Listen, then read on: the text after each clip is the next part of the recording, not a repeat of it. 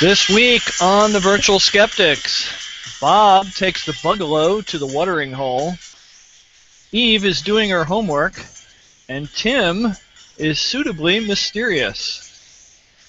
I'm your host, Tim Farley, and this is Virtual Skeptics. Welcome, everyone. Hi. Hi. We are live here on the internet. If you're watching us on Wednesday The prestigious internet. The prestigious with a capital I, depending on who you ask. Yeah. And we have a panel this week. Prestigious doesn't have a capital I. Our panel this week is somewhat abbreviated. As you can see, Brian's not here. Barbara's not here. But we do have... Sharon is way gone. Sharon's way gone. We do have Bob Blaskowitz, CSI's conspiracy guy, web columnist, blogger for Skeptical Humanities, and contributor to the Skepticality podcast.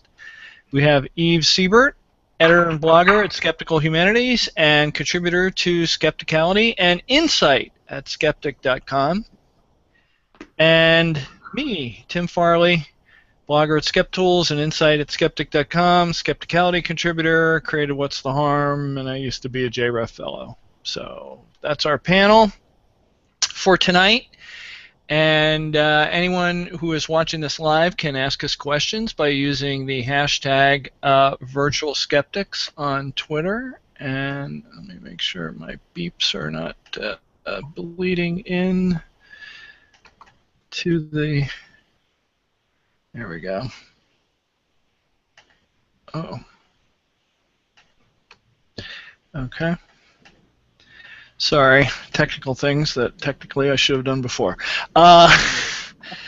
And you can use the Virtual Skeptics hashtag, or you can write a comment on YouTube, or you can use the Q&A app, which if you're watching on Google+, there's a little yellow icon somewhere down here floating below my head, and you can click that and ask us a question there. Please reserve it for questions. There are no screens to look at behind me. There is some junk. Actually, I can see your computer screen, but I'm pretty sure Virtual Skeptics is on it. Yeah, So that would be right there. Yeah, that's that was not a easy. hard one. There may be a dog coming in the door in a little bit when he gets bored hanging around out by the front door. But we do have a trivia question this week, and I love these forms of divination. If you ever look them up on, let me put this on Twitter. If you ever look up forms of divination on Wikipedia or in one of the paranormal encyclopedias, there is an endless array of means of determining the future or reading people's minds or finding out secret information by different means, throwing sticks on the ground, reading tea leaves, the lines on your hand, all this kind of stuff. There is one that is known as alphidomancy, ALPHITOMANCY, alphidomancy. That is divination by means of what? What do you use to perform alphidomancy? And that's your question. Don't Google it. Don't Google it. That's cheating. See if you can figure it out. And if you know, I'll give you a hint. If you know Greek mythology really, really well, you might be able to figure it out from the beginning of that word. Maybe. And so let's go right into our segments. And first up this week, we have Bob. Yeah, if you could bring up the first slide. Okay. Good news, everyone! This week, NASA announced the strongest evidence yet of liquid water flowing on the surface of Mars. The idea of ancient water on Mars is pretty well established. I think we see features of erosion and channels and alluvial fans, which is kind of the washout at the kind of a delta feature. We've detected minerals that form in the presence of water. So we knew pretty much that Mars has had water at some point. The question was, is there water on Mars that's currently not locked up in ice? Because I think a few years ago we saw water ice sublimate away on the surface. I think it was uncovered and then, went straight to gaseous form. Well, it turns out that during warm periods on Mars, by which I mean when it's still really freaking cold, it seems that that briny water does apparently flow on the surface. Evidence for this was found in what are known as recurring slope lineae. If you could bring up the next image. Okay. And so at the bottom here of this feature, you can see these little streaks, and this is what they were looking at. This is what they were analyzing. I believe they're using Mars orbiter data and observations to analyze the light that was coming to see what their composition was. And researchers had posited that the presence of perchlorates, a type of salt, might, in a high enough concentration, might allow water to remain liquid on the surface. And so they started looking at these streaks, and they found hydrated perchlorates, so water. And surfers. They found surfers. They were surprised by the surfers. So that's really cool. It's just another step, and what you have to be, a lot of people are saying, does this mean that there are critters on Mars? Well, it's as far as we know, it's a necessary component to have water. It's one of the things that you find wherever we have water on Earth, we have life. It's a very nice place for chemistry to happen. If you're trying to do chemistry on a flat table, it works much better if it's suspended in water. Therefore Martians. So this is the first step, right? But a really important step. It's not the only place we've seen liquid water. Enceladus is a candidate for having a liquid water ocean. And what's the other one? Europa is the other one.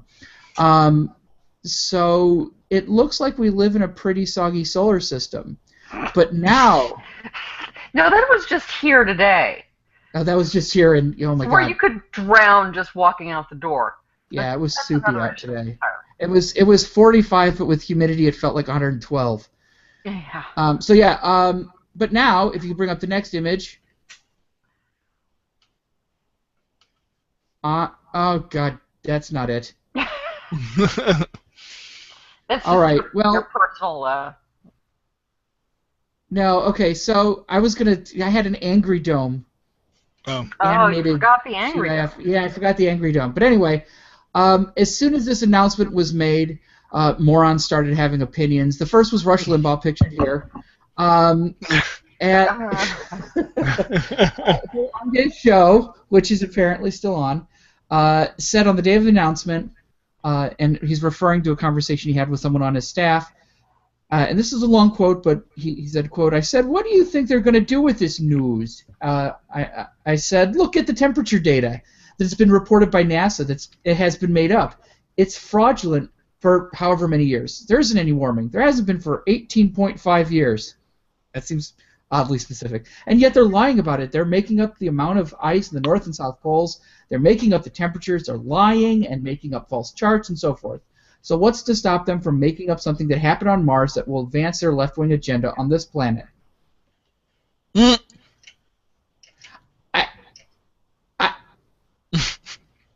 okay, another one. Okay, so there's flowing water on Mars. Yip, yip, yip, yahoo. You know me. I'm Science 101. Big-time guy, tech, advance it. You know it. I'm all in. But NASA has been corrupted by the current regime. Of course, under the other regime, Bush's regime, they were also reporting the temperature were warming, but oh well. It is an inconvenient truth. No. I want to find out what they're going to tell us. Okay, water flowing on Mars. If we're even to believe that, what are they going to tell us that means? That's what I'm going to wait for. Don't know how long it's going to take, but this news that there's flowing water on Mars is somehow going to find its way into a technique to advance the leftist agenda.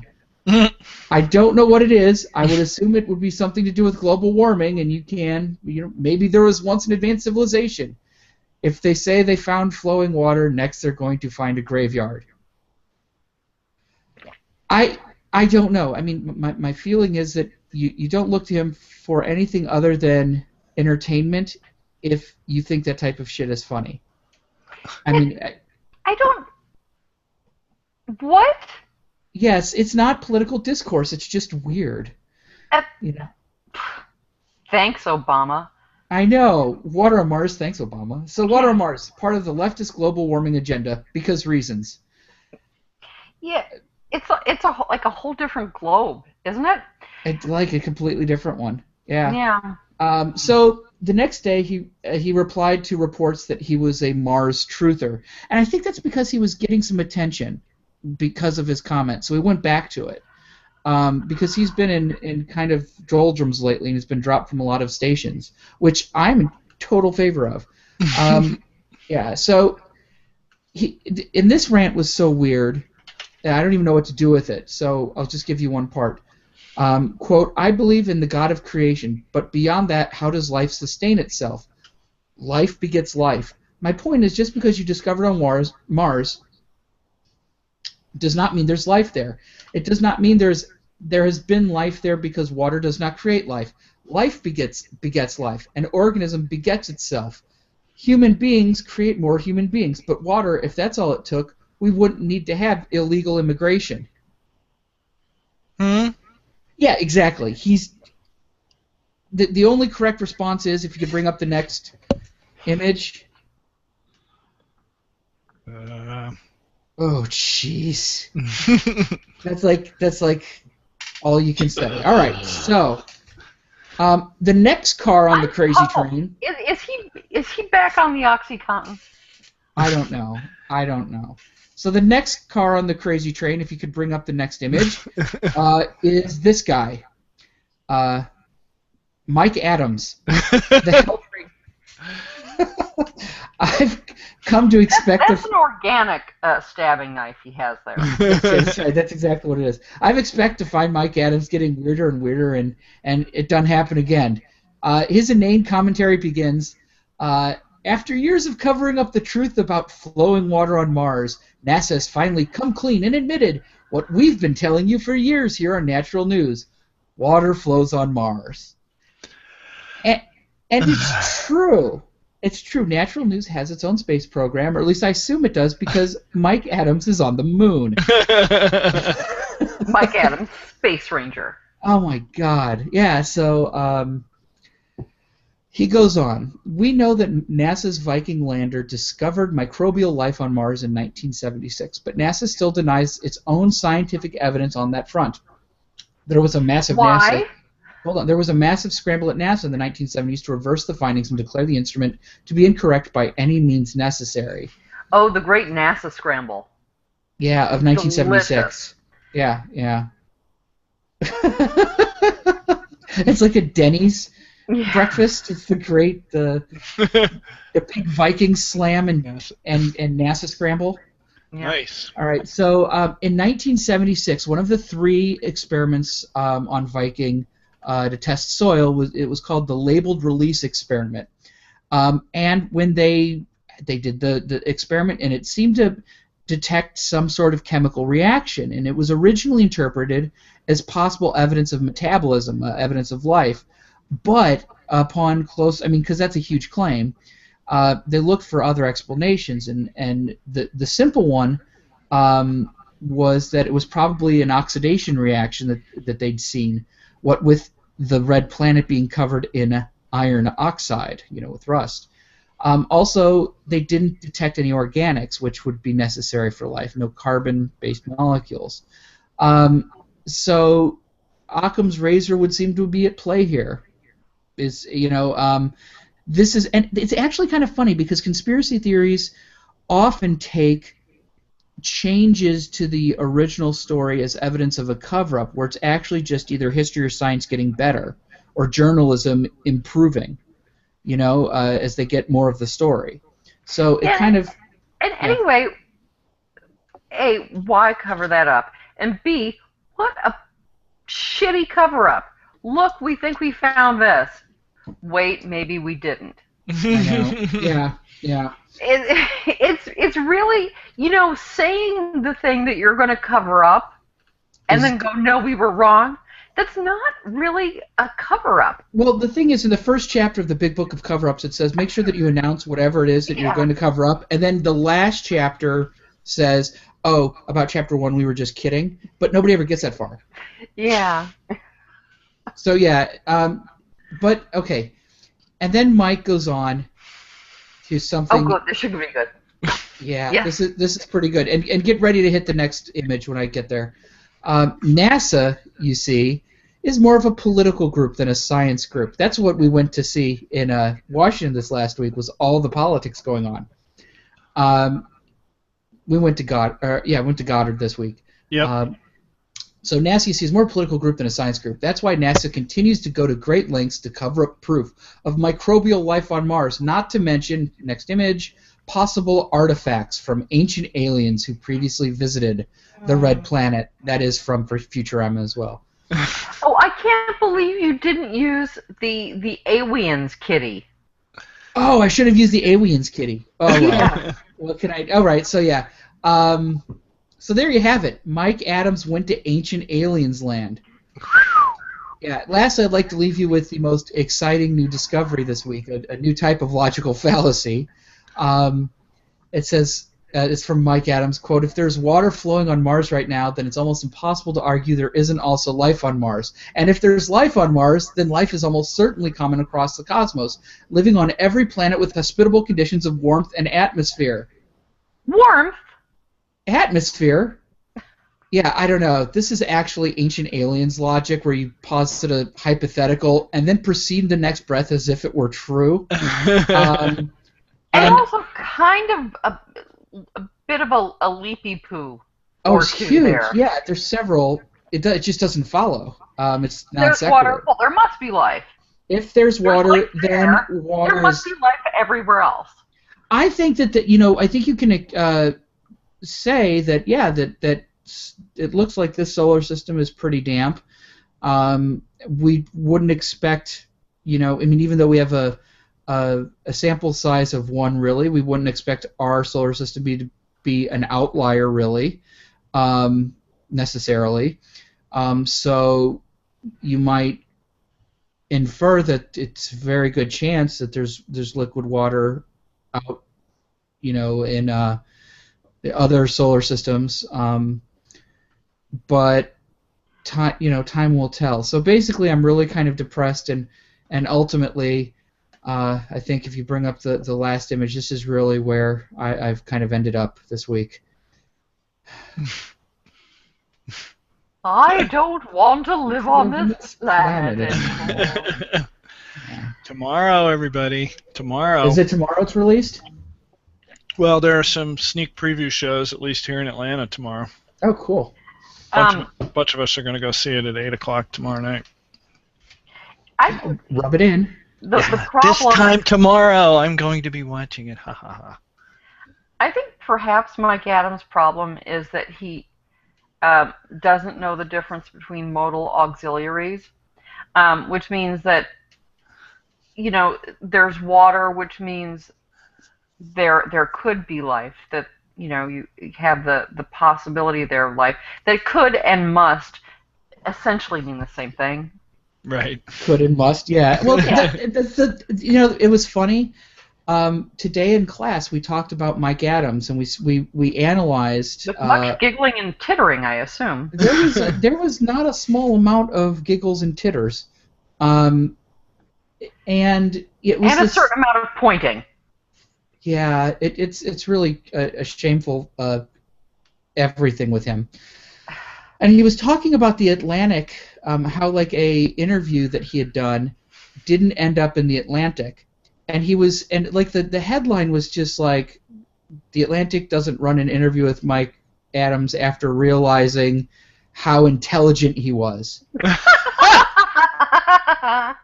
Oh, God, did you And show them his rap? yes, I did the second class, and I have it on cue for I my wonder if first there's class any next time. truth to that at all. I wonder if an Atlantic journalist actually did interview him, and I then. think there was an email exchange. It looked like an email exchange Oh, okay. because he kept going on and on and on and on without a break, and I think that's how they did it. That it was an email interview, and I think they read it. Because like he would talk about like let's talk about this measles outbreak that's meant to prop up the vaccine industry. Why aren't they talking about people driving on prescription drugs? You never hear about that. Blah. And you're just like, Because wow. those two have nothing to do with each other. Oh, that's because that's a huge red herring. And Yeah. no.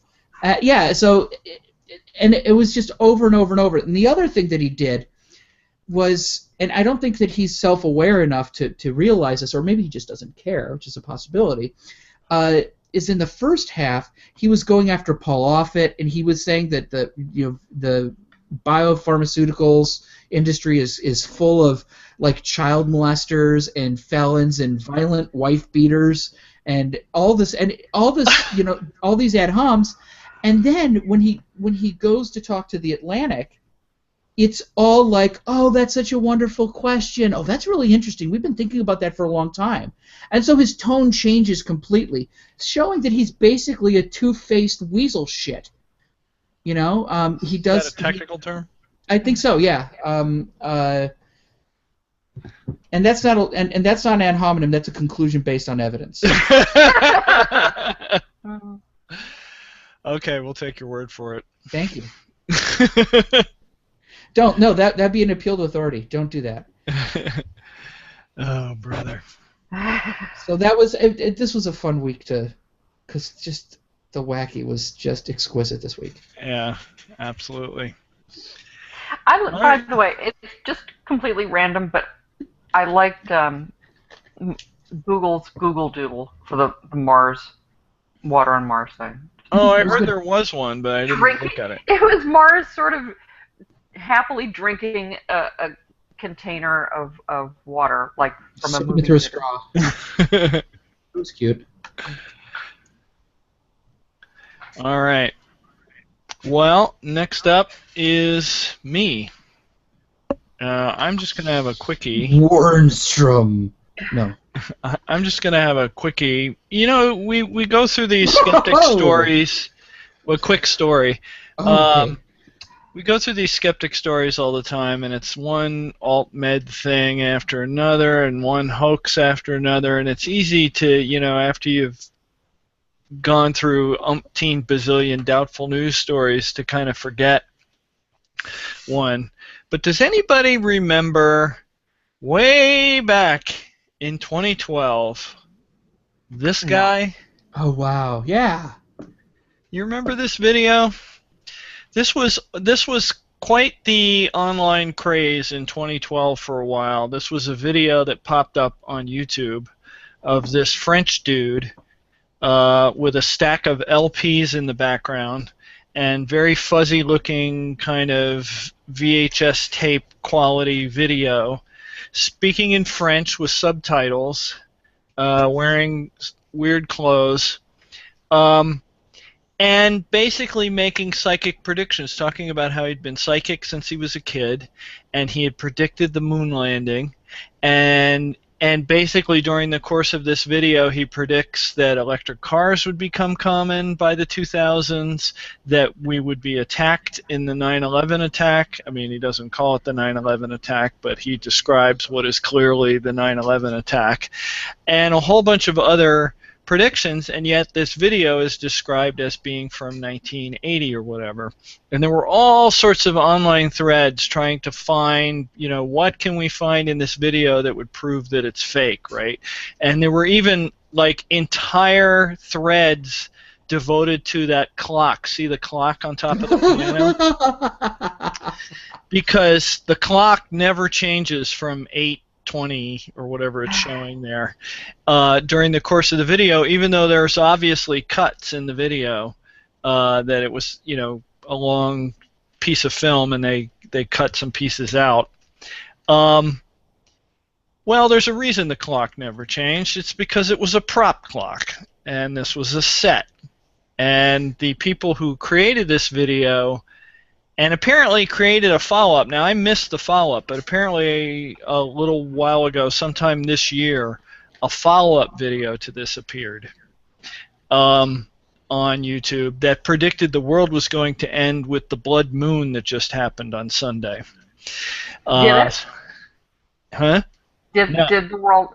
Not as far as I've noticed, although I haven't seen the latest Fear the I've Walking seen people Dead say episode, that it's so. the beginning of the end because they like to move the goalpost, or special pleading. Special pleading. Yeah, exactly. So, basically, Storyful had a nice little story where they found the guy who still has not revealed his actual name. He's using a pseudonym. Who created this video originally.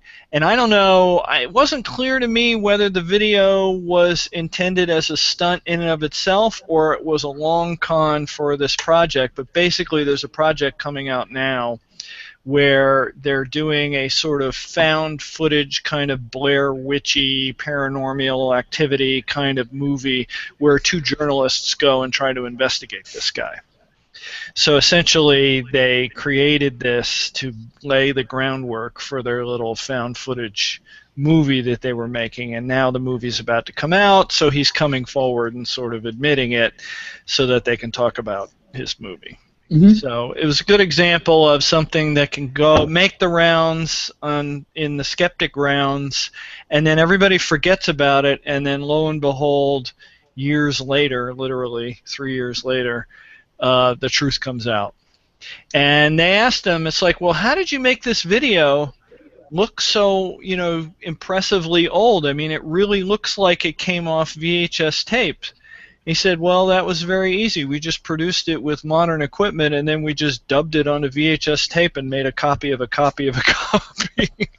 Yeah. We literally used a VHS player to make it look like a crappy VHS recording. And they're so dastardly clever. Yes. Yeah, this is how you do it. Yeah. So sometimes you got to pay attention, and the debunk comes in weird places. Storyful is kind of interesting. It's a journalist. I don't know what you'd call it, a journalism support organization, but basically what they do is try to debunk stuff like this so that if news organizations are thinking about using a piece of video like this that they found on YouTube, Storyful will do the groundwork of figuring out, is it possible that this is real? And a lot of it is like, footage from Syria or wherever the latest hotspot is, figuring out, the actual location the video came from and whether or not it seems like it's valid or if it's just a copy of an old video. Just doing kind of those basic verification tasks that so many people forget to do. But they basically end up doing a lot of interesting debunking stuff. So if you're interested in videos and pictures online, particularly relating to news or ostensibly true events like this that often come up in skepticism, I would pay attention to Storyful because often they'll post how-tos of, like they posted one that was really interesting about, there was a video of some storm stuff that was during one of the hurricanes, and that just some user had posted, filming out their back window, and they went through the steps that they used to verify that that video could plausibly have been recorded on the day and the time that it said it was recorded and stuff, and using different tools like Google Maps and Google Earth and trying to figure out the exact location and stuff like that. And it's just, you learn a lot of really interesting techniques for digging this stuff up. Storyful is what it's called? Storyful, yeah. So it's very, very clever. There's a lot of, I've talked about this before about how because social media is so big and there's so much crap out there, that there's a lot of interest in verification and fact-checking now, just from the standpoint of people have a lot of sources like Twitter that are fundamentally dubious. So, how do you, and yet you sometimes get really great stuff. If you're trying to get information out of a war zone, sometimes Twitter is the only place you're going to get it because you can't fly somebody to Syria in 10 minutes. But or sometimes maybe you can't get someone there at all, but there may be someone there with a smartphone already, but you've got to be able to verify that they really are there and they're not just after pranking. the fact, after the Abbottabad raid, Right. they went back to look at the Twitter. It's some guy's Twitter feed. So they go, oh, the helicopters are going overhead. Yep. The raid on Osama bin Laden's compound was on Twitter before anyone knew what it was. Yep. Yeah. It was live tweeted.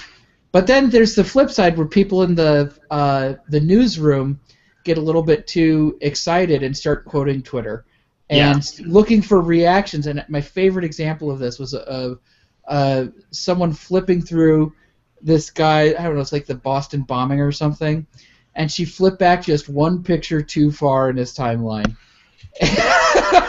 Whoops. And they sewed his gentleman's sausage.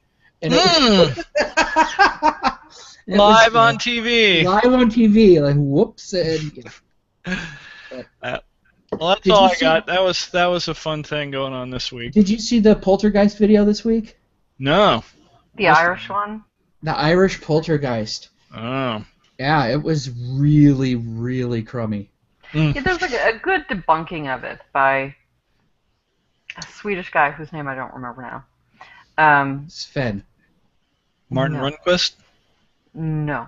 No. It's a factoider? Excuse me? There's a guy who runs a site called Factoider. Who does a lot of good stuff. Okay, let's move on. It's your turn, Eve.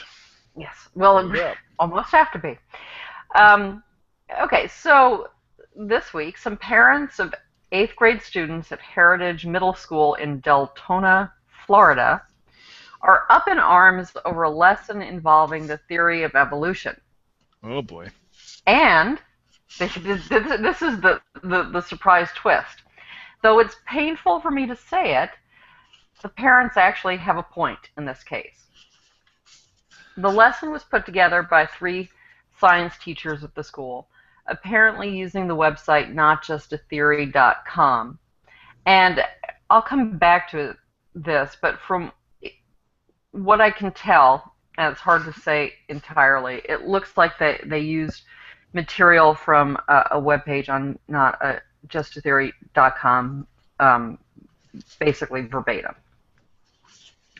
The point of the lesson is to explain the difference between a scientific theory and a scientific law, and to illustrate the problems with the claim that, evolution is just a theory. So the lesson explains what scientists mean when they use the word theory. They don't mean it in the same way as a drunk guy in a bar does when he explains his theory of why his sports ball team isn't winning or why women don't want to go out with him. Now, as far as I know, the middle school didn't use that particular comparison. That's all me. But that's the general idea. The lesson also addresses the misconception that if and when a theory has sufficient evidence to prove it, then it becomes a scientific law. A theory never becomes a law because theories and laws are entirely different critters. Like a chimp is never going to become a human despite its similarities to humans and despite a shared distant ancestry. They're just different critters. So laws describe and theories explain. The website uses gravity to illustrate the difference between the two. The law of gravity describes what gravity is, and the theory of gravity explains why stuff falls. The website also touches on the fact that while laws generally are static, theories are sometimes modified. Again, they use gravity as an example. The theory of relativity explains gravity better than Newton's theories. But although theories can change, the website points out that a theory is, quote, as close to proven as anything in science can be, unquote. And that's all tickety-boo. If the teachers were using the website more or less verbatim, again, as seems to be the case, the lesson even begins by saying, we're not going to try and change your mind about evolution. We just want to point out that it's just a theory is not a valid argument. Fine. The problem comes at the very end, and we have a slide of the last page of the lesson. This is one student's copy, and despite the atrocious handwriting, what the student says seems fine. What the student says, since it's probably hard to read, is, after reading not just a theory, I realized that a theory is actually a well-supported observation. It can never become a law because it describes. A law never changes, and it just states things. But a theory can always change with new evidence. So that seems a decent summary of the material. Up above the comment, though, that's where the problem is. You can see the very end of the lesson, which says, next time someone tries to tell you that evolution is just a theory as a way of dismissing it, as if it's just something someone guessed at, remember that they're using the non-scientific meaning of the word. If that person is a teacher, a minister, or some other figure of authority, is a parent, a teacher, minister of some other figure of authority, they should know better. In fact, they probably do and are trying to mislead you. And that's what upset parents. In the news story, two mothers react. One, apparently the mother of the child whose work is shown, reads the statement with distaste, saying it caused the hair on the back of her neck to rise, and for her to, quote, question what else they're going to put in front of him, the student, for the rest of the year. Another mother says it's not so much the evolution aspect of it, it's just the way they phrase those few sentences, how they were kind of taking the rights away from the parents. They're taking what away from parents? Rights. The school sent a letter to all parents of 8th grade students. What rights? The right to tell their kids bullshit. Kids whatever they want. Yeah. The school even sent a letter to all parents of 8th grade students apologizing, saying that the lesson has been removed from the curriculum. Now, Skeptical Inquirer and numerous other people linked to the story on Facebook, and many, though certainly not all, of the comments went something like this. The school shouldn't apologize, the parents should apologize, evolution is true, creationists are stupid liars. Basically. Although some were not as pleasant as that. And I found this reaction disheartening, to tell you the truth. Yeah. Because, first of all, it misses the point. We don't even know if the complaining parents are creationists. They don't seem to have been complaining about the factual content of the lesson. They're complaining because the lesson basically tells students, your parents may be lying to you. Right. Although it also says that some of their teachers may be lying to them as well. And even if that were true, that's just a really bad way of approaching the issue. It creates, it seems to me, an us against them situation between the parents and the school. And schools just shouldn't tell students their parents may be lying to them. Well, they didn't exactly say their parents may be lying to them. They said that intentionally misleading them. No, they don't mention parents. Yeah. They say some other figure of authority. Which but it certainly includes parents. Right. It certainly does. Yeah. It's just so uncharitable. Yeah. Yeah.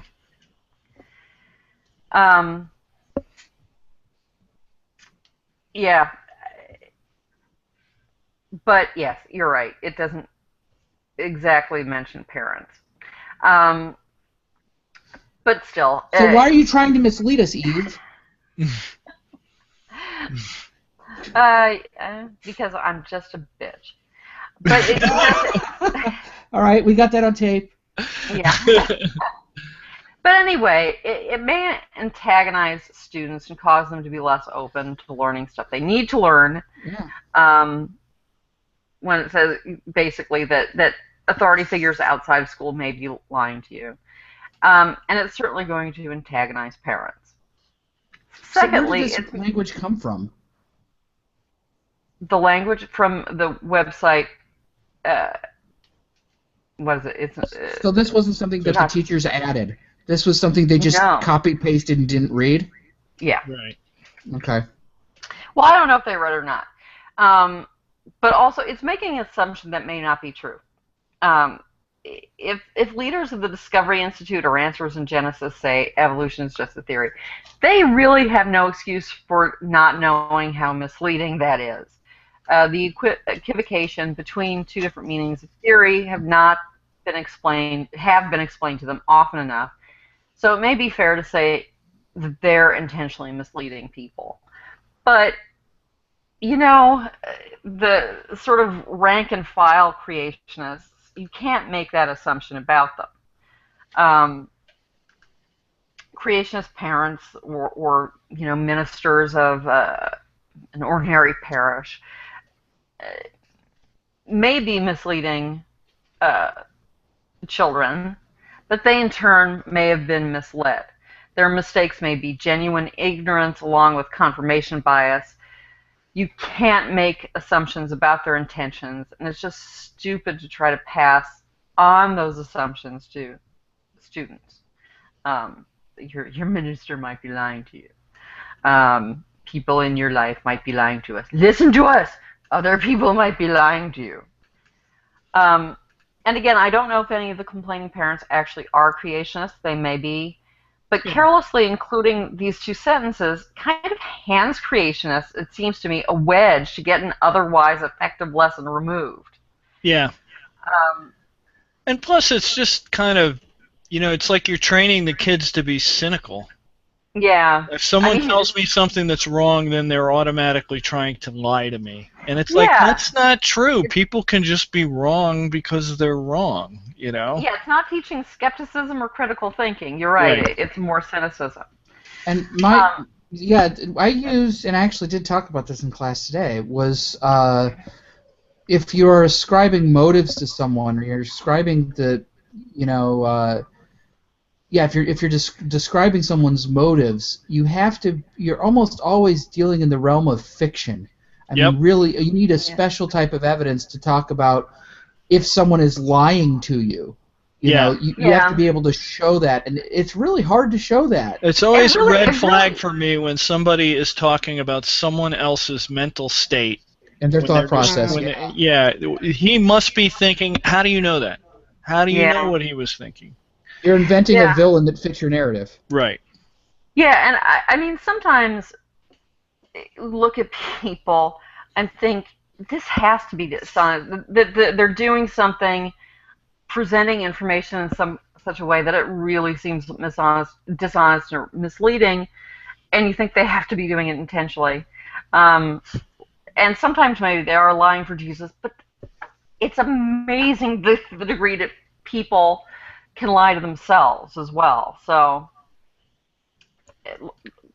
we could go back to Mike Adams, because I'm sure at least to some extent he believes the drivel that comes out of his mouth.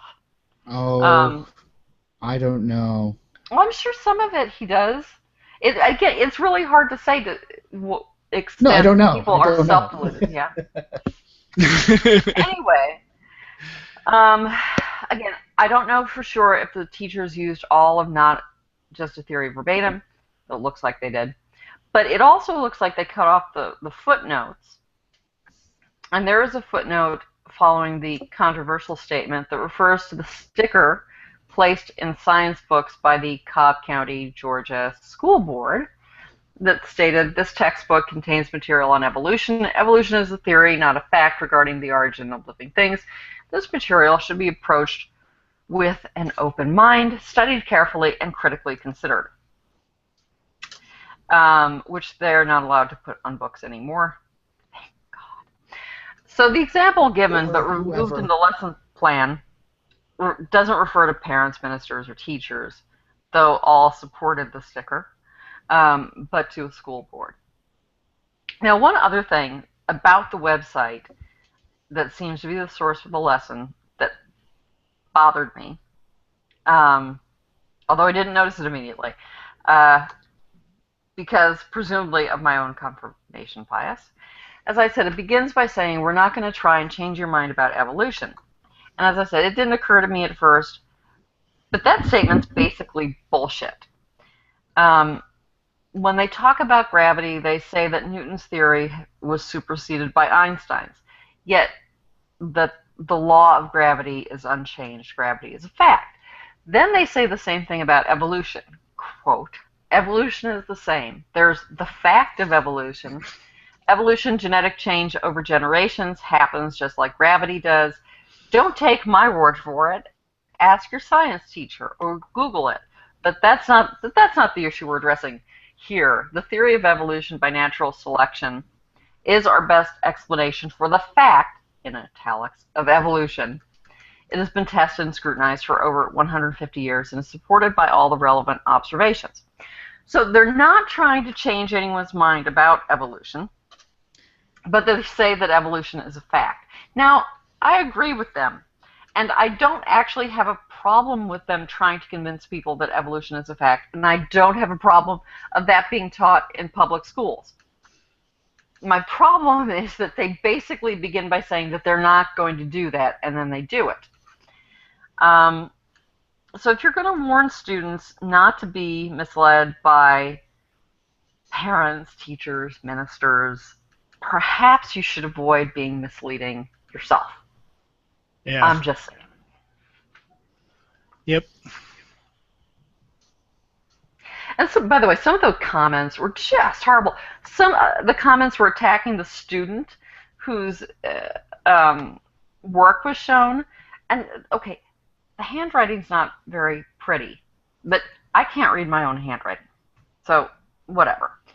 But they're just making fun of him. Someone said, "Oh, and it's a pupil denier too." It's like, no, he's actually fairly accurately summarizing the information.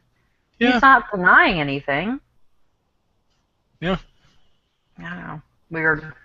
So don't let your reactionary rage fuel your... don't be one of the people in the comments, is what we're saying. Yeah. Yeah. Well, you know the old rule. Don't read the comments. Yeah. Yeah. Okay. Just looking to see if we had any questions or anything. I don't see much right now. People are kind of quiet except for Mark Price, who is posting some funny stuff. I'll have to get back to that. Okay. All right. So I think that's it. If everybody can start getting their book ready. It's under my cat's butt. Exciting. We can start the wrap-up. We don't have any announcements. We did have someone get the trivia question right, which was Mark Price. He guessed that it was, well, he actually guessed alfalfa barley / barley, but which is correct. It's barley.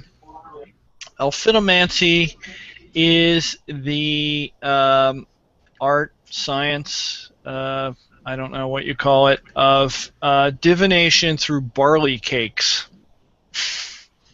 Oh, I've come across... Okay, yeah.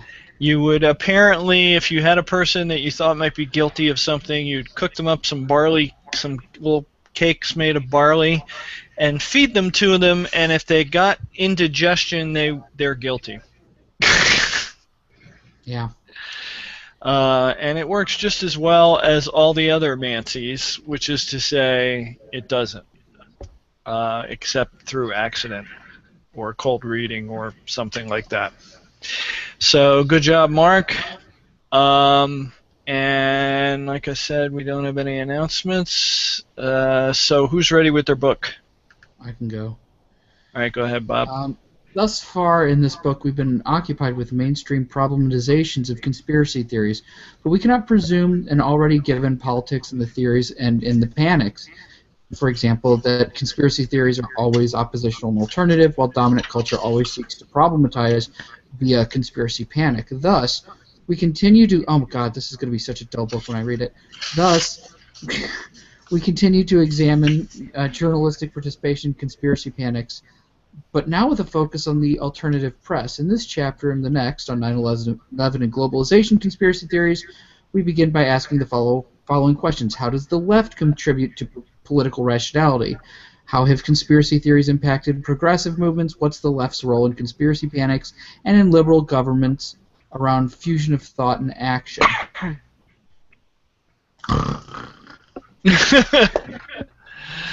All right, Eve? The rhyming poem is unique among the extant Anglo-Saxon poetic monuments in having, in addition to alliteration, a complete scheme of rhyme by half-lines.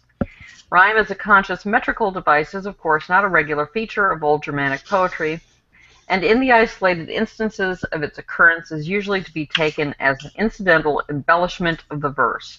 In all periods of Anglo-Saxon poetry, we find the sporadic use of rhyme in addition to alliteration. Blah, blah, blah. Oh, I'll just stop there. And blah, blah, blah. Yeah, I decided not to read all the stuff that was in parentheses. Thank you. Good plan. Yeah. All right. So I'm supposed to tell you how I became a brain in a box. Huh. Well, that starts off a little dark, doesn't it? Also, I don't really know technically how they did it to me. It's not like once I woke up as a disembodied brain, they showed me an informational video about how they did it just in case I was curious. Here's the part where we snipped off all the blood vessels and peripheral nerves, the video would say. Here's how we removed the skull and the spinal column, and here's how we stuffed your brain full of nifty little sensors to track your thoughts. Pay attention, there's a test later. Jesus, I'm really bad at this. I'm not a writer or orator. I'm not a storyteller. I'm a spaceship pilot, so let me get that right out there. All right, Bob, what was your book? My book was Zach Z. Bratich, Conspiracy Panics, Political Rationality, and Popular Culture.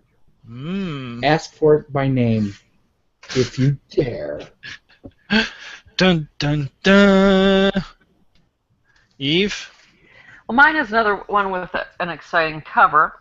It's the Exeter book, Volume 3 of Anglo-Saxon Poetic Records, edited by George Philip Crapp and Elliot Van Kirk Dobby. Oh, Crapp and Dobby! Crapp and Dobby, ask for them by name. I always do. In case you don't believe me. They're very important, Crapp and Dobby. They are. There they are. All right, and mine was the latest, I think it's the latest John Scalzi book, The End of All Things, in the Old Man's War universe. We just, a friend of ours up in Wisconsin way sent us a signed copy. Mm-hmm. So I'm looking forward to reading that. I haven't started yet. Yeah, Wisconsin is kind of like being a disembodied brain in a box, really.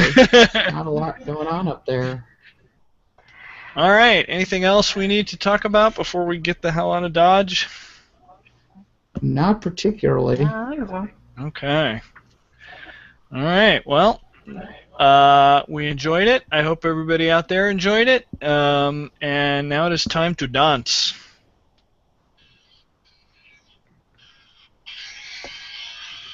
I can't hear it to dance to it. You know it. The Virtual Skeptics is an independent production of What's the Harm.net, Skeptical Humanities, Brian Gregory, ICBS Everywhere, and Doubtful News. Our logo was designed by Sarah Mayhew at sarahmayhew.com. Our theme music, which you are hearing right now, is by Musicant and is used with permission.